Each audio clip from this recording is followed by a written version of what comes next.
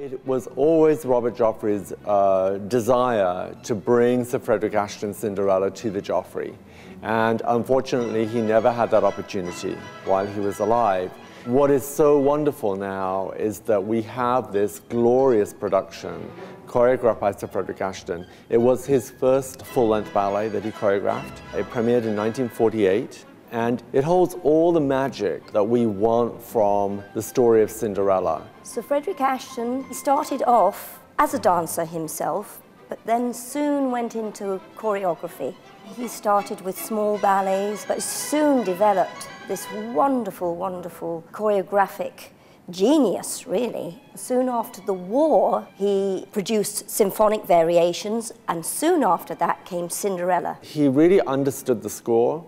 The way he has told the story with Prokofiev's music, for me, it is so one. It meets exactly at the right place. There's some very, very beautiful moments in Cinderella.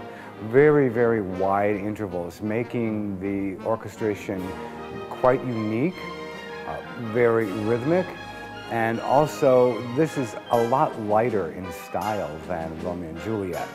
I mean, it's somewhat comical, it's somewhat macabre, it's somewhat cabaret-esque, but still maintaining the very, very stylistic Prokofiev-isms of the interesting orchestrations, the thickness of the orchestrations, the way he modulates from key to key. It's an absolutely brilliant score. The entrance of Cinderella is probably one of the most beautiful entrances a ballerina could make.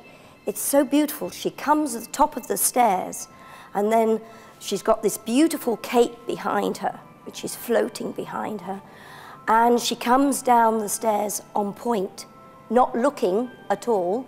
It's just the most magical moment. And then, of course, when the two meet and they look at each other, it's love at first sight.